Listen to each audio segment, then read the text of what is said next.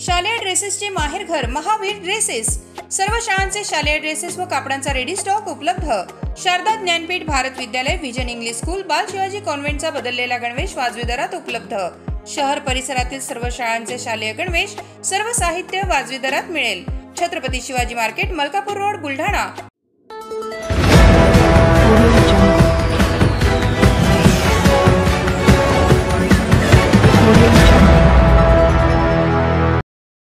समृद्धीवर लुटमार करणारे 9 चोरटे गजाआड। चोरट्यांनी जबरी चोरीचे 14 गुन्हे केल्याची माहिती आली समोर। गेल्या काही दिवसांपासून समृद्धी महामार्गावर प्रवासी व मालवाहू वाहनांना लुटण्याच्या, वाहनातील डिझेल चोरण्याच्या घटना वाढल्या आहेत।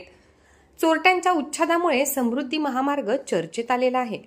चोरट्यांचा छडा लावून अशा घटनांना आवर घालण्याचे मोठे आवाहन पोलीस यंत्रणेपुढे उभे ठाकल्याने जिल्हा पोलीस अधीक्षक यांनी स्थानिक गुन्हे शाखेची विविध पथके स्थापन केली आहेत।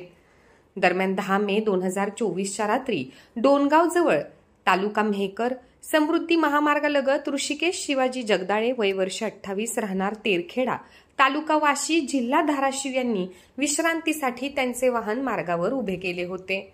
त्यावेळी 3 अज्ञात चोरट्यांनी त्यांना चाकूचा धाक दाखवून रोख रक्कम, सोने चांदीचा ऐवज व 1 लॅपटॉप असा 1,65,000चा मुद्देमाल जबरीने लुटून नेला होता।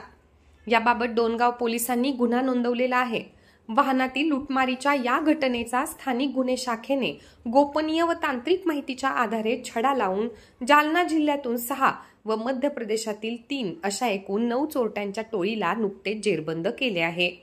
टोळीतील 9 संशयित आरोपींची नावे अशी आहेत: समीर नूर मोहम्मद मेव वय वर्षे 25, राकेश गुजल चंदेल वय वर्षे 21, धर्मराज विक्रम हरिजन वय वर्षे 19, तिघेही राहणार दुपाडा तालुका जिल्हा शहाजापूर मध्य प्रदेश व रावण उर्फ अभिषेक प्रताप गवारे वय वर्षे 21 राहणार अंबड जिल्हा जालना, रंगनाथ बाजीराव बंडे वय वर्षे 25, विक्रम गोपाल राजपूत वय वर्षे 31 दोघेही राहणार जालना, संतोष अंबादास वाघमारे वय वर्षे 24, राहुल राधाकिसन कोकाटे वय वर्षे 21, जावेद हबीब मुलानी वय वर्षे 29 तिघेही राहणार गारखेडा तालुका जाफराबाद जिल्हा जालना या 9ही आरोपींना पोलिसांनी अटक केली आहे।